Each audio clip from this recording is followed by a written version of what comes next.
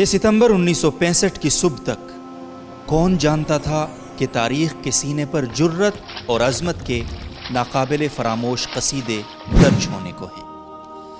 کسے معلوم تھا کہ سرزمین پاک و ہند لا الہ الا اللہ محمد الرسول اللہ کے ماننے والوں کی ہیبت و حمیت سے دہلنے والی تھی، اور کس نے تصور کیا تھا کہ اس مملکت خداداد کی حفاظت کے واسطے بوڑھے، بچے اور جوان اپنی سینوں سے ایسی دیوار تانے کھڑے ہیں جو دشمن کی توپوں کا حوصلہ بھی پست کر دے گی۔ اور پھر 6 ستمبر 1965 کی صبح ریڈیو پاکستان گونجتا ہے۔ یہ ریڈیو پاکستان ہے۔ صدر پاکستان فیلڈ مارشل محمد ایوب خان قوم سے خطاب فرمائیں گے۔ میرے عزیز ہم وطنوں، السلام علیکم۔ 10 کروڑ پاکستانیوں کے امتحان کا وقت آ پہنچا ہے۔ آج صبح سویرے ہندوستانی فوج نے پاکستان کے علاقے پر لاہور کی جانب سے حملہ کیا اور بھارتی ہوائی بیڑے نے وزیر آباد اسٹیشن پر ٹھہری ہوئی ایک مسافر گاڑی کو اپنے بزدلانہ حملے کا نشانہ بنایا۔ پاکستان کے 10 کروڑ عوام جن کے دل کی دھڑکن میں لا الہ الا اللہ محمد رسول اللہ کی صدا گونج رہی ہے، اس وقت تک چین سے نہیں بیٹھیں گے جب تک دشمن کی توپیں ہمیشہ کے لیے خاموش نہ ہو جائیں۔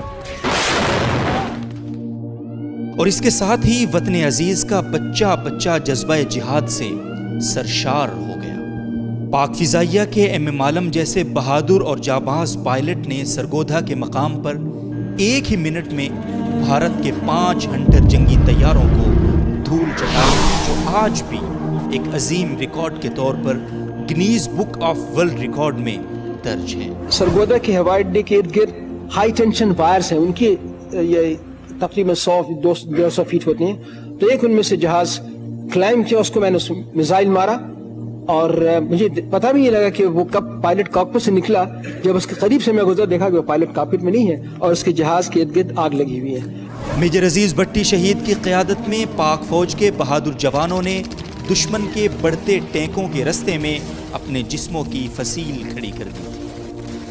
وطن کے ان غیور جوانوں نے اپنے سینوں پر بارود باندھ کر 120 بھارتی ٹینکوں کو دفن کر دیا تھا، اور یوں لاہور کی سڑکوں پر ناشتہ کر کے اپنی فوج سے سلامی لینے کے بعد لاہور جم خانہ میں جام سے جام ٹکرانے کے لال بہادر شاستری کے خواب چکنا چور ہو گئے تھے۔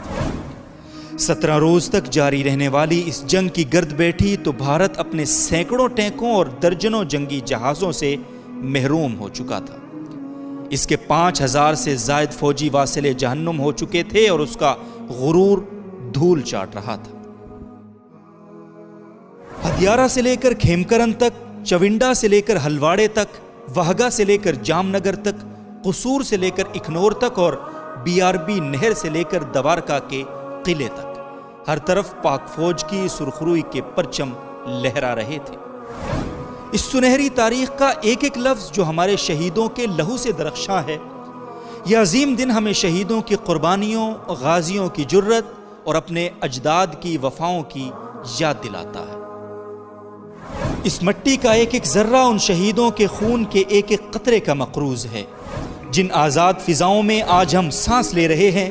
اس کے ایک ایک جھونکے میں ان کے مقدس لہو کی خوشبو گندھی ہے۔ دشمن یاد رکھ لے کہ مملکت خداداد پاکستان کا ایک ایک سپوت اپنے مادر وطن سے بے انتہا، بے پایاں اور بے حد محبت کرتا ہے۔ جب بھی گھیرا تجھے ظلمتوں نے کبھی، مشعلے جان لیے ہم مقابل رہے، ہم نے مر کے تجھے سرخرو کر دیا، ہم بھی تیرے شہیدوں میں شامل رہے۔